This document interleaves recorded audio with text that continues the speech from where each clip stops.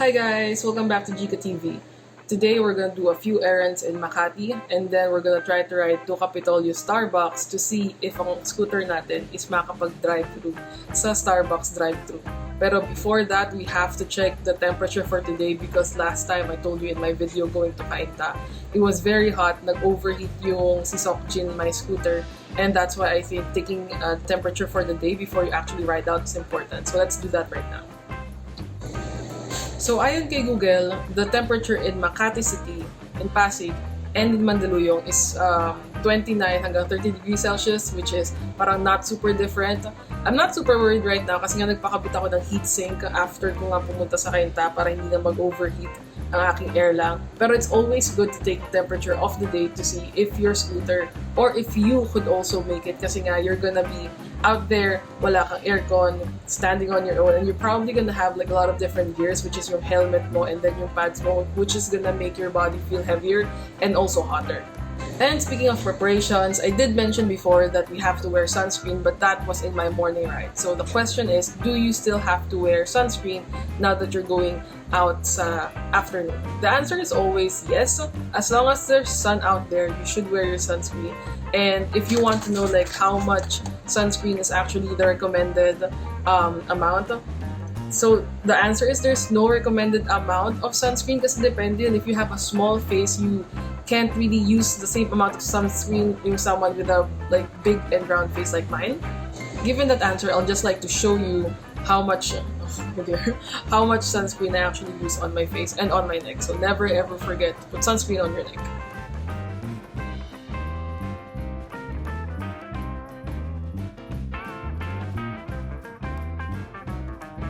So a lot of different types of sunscreen. Other sunscreens would actually leave yung tinatawag nilang white cast. So yung white cast na yun is, exactly what it says. Like, you're gonna have a white parang film over your face and it's not natural looking. If you go through yung mga normal sunscreens that people usually use in the beach, you'll know what I mean. Tapos, if ayaw nyo naman magkaroon ng white cast kasi like I also don't like to have white cast since yun nga, I mean, the camera is showing you that I am kind of like light colored but I'm actually like brown in real life. Magkakaroon ng mismatch from your face, your arms, and you don't wanna do that. Pero kung hindi naman kayong arte like that, you can just take yung sunscreen that is cheap. This is cheaper than this one. As mas malaki pa yung bote, like 100 ml na 300 peso. Kasi nga, as I've said in my last video, this one is 450 or 459 and it is 40 ml. So the reason why I like this nga, just like I've said in my other video, is it doesn't leave a white cast. So hindi nag-iba yung tone ng skin ko after I put it on. And also, hindi siya sticky. It actually has yung mattifying effect after. So, you have to make sure that your skin, since this is the first thing, I guess, sun would have to reach kasi it's the tallest part of your body. Now, your question is, are you gonna put sunscreen on your arms? I usually really don't put sunscreen in my arms because my skin here is thicker and it's not really like a wrinkly sort of like worry, unlike my face. It always moves. So it's better for me to not have wrinkles and sunspots at this part versus my arms.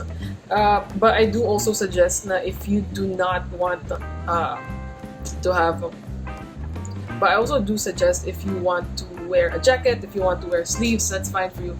Pero usually when I ride out in the afternoon and I don't think the sun is too harsh for my arms, I just wear a shirt kasi nga mas press ko siya. Unlike when I did ride out nung Kainta, it was very, very hot ng taas nung araw, around like 10 or 11 a.m. But now it is around 4 p.m. so I guess the sun is pretty okay. It's going down, so I just really need to protect my face. And now going to the other favorite part ko ng video is to try to test if the lipstick is gonna stay until makabalik naman tayo sa bahay.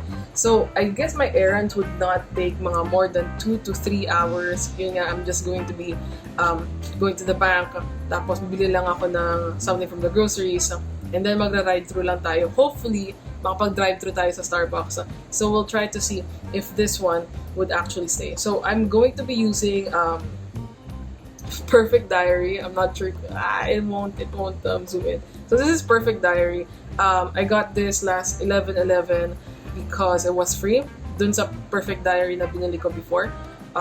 You can buy this. This is a mini. At pag tinignan ko yung presyo nila sa Shopee, it is actually $149. And this one, so the free, I didn't know that I was gonna get a freebie. So I didn't get to choose the shade. Pero buti na lang, the shade actually works for me. This is shade number 104, which is hot because it's really red. And it is a mini size. So it's only 149. But if you want to get the full size, it is 419 right now. Pero sabi nila that is 54% off. So the normal price is 919. And that's like if you want to get it at full price. Usually I suggest just get the minis first kasi hindi mo naman alam if you actually like the color or if you like yung finish. Pero yun, we're gonna try this one. So it's very tiny. I don't have like a full-size makeup with me, or like meron ako, but it's not with me right now, so I can't compare how this is. Pero I think this would last you like very, very long. Anyway, let's try to put it on.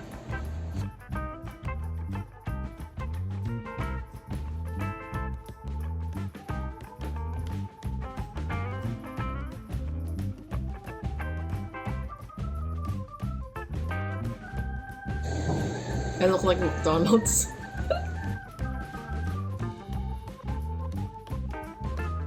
Alright, once that is settled, is it? Oh, hindi pantay. Okay. It's super colorful. What's the word that they say? Basta maganda yung color payoff niya. So this is what it looks like now. It's actually super good for brown skin.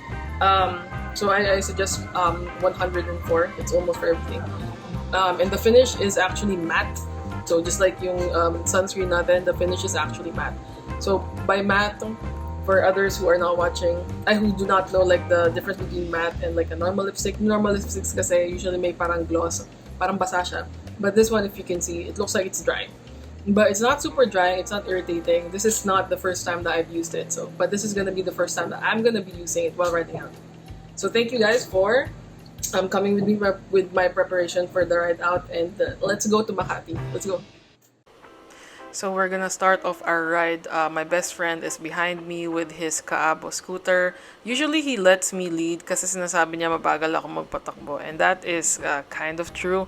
There are times though na umaabot na ako ng 30 to 35 kilometers per hour na takbo, and that is only when I am at the major roads when you're not supposed to stop at sobrang bilis na makasabay mo. Alright, so even dito sa Mandaluyong, sa Boni, so this is Boni Avenue na we're driving on right now.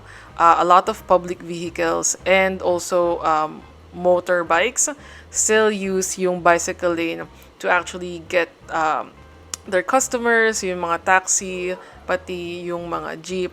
And they actually have no care about yun nga, the people who are riding the bikes or the e-scooters. They just wanna get yung customers nila or like drop them off. So just like here, diba? So kitang-kita natin na they are already inside the bicycle lane. And I'm not really sure like who is it na we have to blame for this. Is it na because we don't educate them well? Is it because like they just don't care? And even if it says bicycle lane or not, as long as may pumara doon at na para sasakay or bababa, kailangan nilang tumigil doon. Ang masama nga lang dito is minsan kahit na nakikita nila, sa tingin ko naman nakikita kasi nakapag-drive na ako ng maliit na kotse before, makikita mo naman kung meron kang tao sa likod mo, at hindi ko talaga alam kung they're not really taking bicyclists or e-scooterists, if that's what you call us, as seriously as they should.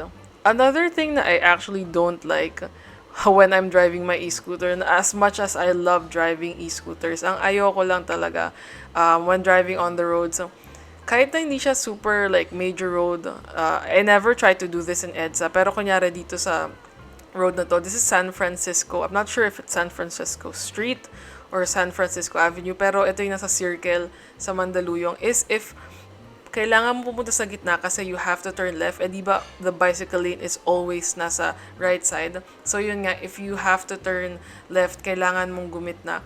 I had a few times when I was in Pasig, hindi naman dito sa Mandaluyong, pero I was in Pasig, merong mga malalaking kotse na ginigit-git ako para bumalik ako sa right side of the road. Even though I did take my precautions, I am inside the line, dun sa rightmost side ng line, because I also needed to turn. Because what if there is no traffic light? Kasi usually, nakakapag-turn ako ng maayos to the left. Ang ginagawa ko, tinatry kong abutan yung stop ng traffic light para pag nag-stop na, I will just walk my scooter papunta dun sa inside para makaturn ako ng left. Pero yun nga, what if yung traffic light is nakago pa din and I really need to turn. So, kahit na tumitingin ka sa likod and then you try to signal that you wanna go inside by just like looking back, it's kind of hard to use your hands na mag-signal na papasok ka or lalabas ka kasi nga nakatayo ka. And it's not the same as like riding a bike where most of your balance is actually nasa torso mo. So, ito, just like in the video that you see right now, naka-stop siya and it's easier for us to actually go inside. Pero usually nga, it's not the case. It's not always gonna be a red traffic light. Another thing here is, so we're already in Makati Avenue, and I'm not sure, I was also guilty of this before, but now I actually appreciate the pedestrian walks kasi sometimes when you try to drive slow because you know that there are a lot of people out there who would want to cross, and you do know that there are also like pedestrian crossings, right? But they never use that. So hindi mo alam kung yung tao sa sidewalk is magko-cross or not. And that's gonna be up to you. And that's kind of bad kasi if ever man, di ba the motto for the streets, I think not only for us scooter users, is share the street. We're not the only ones who use the street. It's the streets are not for e-scooters only, they're not for cars only, they're not for motorbikes only, and they're not for people only. So you have to share. Pero in order for us to like share this as safely as possible is to make sure nga na we have to be aware of everybody. Alright, so we're already here at my first stop, which is Ashi Fresh Plaza. I'll link this down below. I think just the address sa Google Maps. I always go here if I wanted to buy like any Korean stuff from face care, food, frozen goods, beverages, pangluto, and also our favorite soju. So I buy them here. So yun, they have some Korean ginseng drink, which I've always wanted to try. They have a lot of different flavors of soju. And they also have a lot of different flavors of milk. Kasi diba may strawberry milk, melon milk, banana milk. But for this errand, I needed to make yung parang sweet sesame potato banchan, which is basically a Korean side dish. So I needed some mirin. Mirin and Korean soy sauce. Pero yung Korean soy sauce, we already have that at home. My sister bought it when she was making some of her Korean pancakes before. I think she just dip. And the reason I like this shop is yun, they also have this bowls which you can use for your dolsot bibimbap. And they also have yung mga ramen bowls which you see in Korean dramas that they just use this small and thin pot. But the thing with Korean stores is they don't sell per piece. They sell per piece, pero it's not na they put a label on it. They usually sell their metal stuff by kilo or by weight. So usually I don't buy from actual Korean stores. I buy from department stores. But you won't be able to find something that's exactly like that. Another thing that I had to stock up on was seaweed kasi nga mahilig kami gumawa ng gimbap sa bahay. I think one piece of this, if I remember correctly, yun yung 109. Kasi yung pack kanina na nakita ko, nakalagay siya under 109. Tapos sabi ko, wow, that's super cheap. Like 109 for 10 packs of kim or seaweed. And sinabi ni ate parang hindi, 109 siya isa. And so I only took one.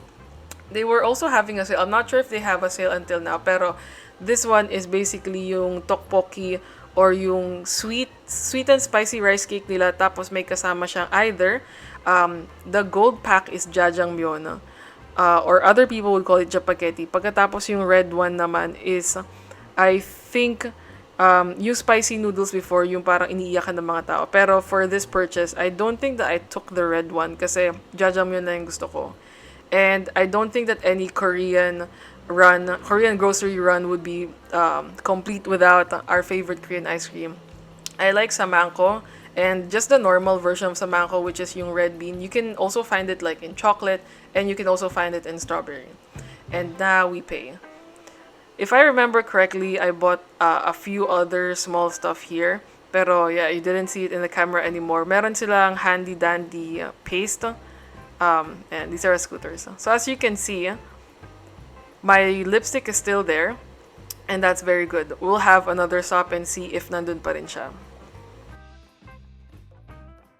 The next agenda in our list is actually transferring money from one bank to another. So it is Saturday, as I've said earlier, or if I haven't said earlier in the video, it is Saturday. So I have to go to BPI para kunin yung sweldo ko from the ATM. Tapos ito transfer ko siya sa Union Bank. And ang pupuntahan natin is yung Paseo de Rojas na branch kasi yun yung merong BPI sa Union Bank na magkalapit. So, syempre, dadaan tayo dito sa Makati Avenue and just like I said before, ginagawa nga nilang parkingan or waiting area yung dapat na bicycle lane. At pag tinignan mo nga sa video, parang wala ng bicycle lane nakalagay. Probably it's just like, alam nyo naman na madami na nagbibisikleta, so yung pinaka-right side is bicycle lane. But at the same time, I also don't like riding yung right side ng Makati Avenue because if you didn't notice earlier, sobrang lalim ng mga potholes nila, yung mga manhole holes. And that's why it's also like very dangerous for us to ride there. Pero itong side naman na to, yung papuntang Makati Avenue na papuntang Ayala, mas okay naman siya. Hindi ako dumaan dito sa side na to mismo ng Paseo de Rojas kasi I think at the time when I was filming this last December or November, meron pa sila doon mga metal plates. Tapos yung metal plates sobrang kapal na nakakatakot if ever na tumungtong yung scooter ko doon kasi sobrang dulas niya din. And then we make a turn here. I really love driving in Makati and also in BGC and also in San Juan. Ang problema ko nga lang dito sa Makati saka sa BGC, the roads are very wide and the roads are mostly one way. So if ever nga na kailangan mo pumunta sa left side, kailangan mo talaga ng due diligence, you have to heighten your senses para lang makita mo at malaman ng mga nasa likod mo that you are gonna try to attempt and go left. So, at this part, I said na I was gonna withdraw from BPI pag nasa transfer ko siya sa Union Bank account ko. I didn't film that, of course, for privacy reasons. Pero I just really wanna have like a huge shout out sa banks natin for finally having cash acceptance machines. Kasi sobrang dali niyang gamitin. Yun nga lang, if malaking pera yung kailangan yung i-deposit, it's better to do it with a friend kasi it's gonna be exactly like an ATM machine. And it is a bit dangerous, I think. It is a bit dangerous. Lalo na ngayon kasi nga lahat nakamask. If ever, wag naman sana mangyari, pero if ever na may mangyari nga sa likod, kahit na makita siya nung camera sa ATM machine, nakamask pa rin yung person na yon, so hindi siya easily identifiable. So yun, if you are gonna be transferring like big amount of money and using cash acceptance machines, please have a friend with you. So just like JC, I'm not saying that I brought him because I had money to deposit. It's because this was our ride day. And also, just like I said earlier, it was a bit hot, so hindi na kami pumunta ng BGC to try the Starbucks drive-thru, pero we also wanted to see if McDonald's drive-thru was a good experience because they have been showing some marketing materials na whatever you are, as long as you can drive it, like a car, a pickup truck, bisikleta, and e-scooters, then you can use their drive-thru. So, it was a bit hard nga ordering kanina kasi naka-helmet ako. And then, you have to pay on the second window, and then dun sa third window that we're gonna go through later, that is where we are gonna be picking up the food. And while we were waiting for our food to be handed to us, the only thing that I was thinking was basically, paano namin kakainin to? Dahil yung mga nakakotse, kayang-kaya nilang kainin to sa kotse nila, kayang-kaya nila inumin to. Unlike us, wala akong drinks holder, so I can't really like drink and drive, and I do not um, condone drinking and driving kahit na kape pa yan, kahit na water pa yan. Do not drink and drive. That's kind of distracting. Buti na lang may hook yung friend ko, and that's where we put the food first. And I think before we left McDonald's, I told JC na parang let's just eat all of this sa Sisip Park kasi it's open right now and it is a bit spacious. So that's what we did. We turned left and then pumunta kami sa Sisip Park. If you also want to start going to parks, I'm not sure yung intervals of how long before they clean yung mga benches where people actually sit. So if ever na you do want to hang out at parks, please, please, please bring your own wipes, alcohol wipes, basta any wipes that could sanitize kung ano man yung uupuan nyo, pati yung hahawakan nyo. Kasi nga as much as these places, even the malls would promise na these are safe places and these are clean, you also have to be doubly sure. And another thing is please don't forget to bring your masks. Alright, let's see if ever na yung lipstick na ginamit ko is still on my lips. And yes, it is. It's pigmented, it's long lasting, so I do recommend if you wanna buy, go buy it. Thank you again for watching another ride with me. If you like this kind of content, don't forget to subscribe and leave a like and a comment on this video. And I'll see you guys in my next trip. Bye!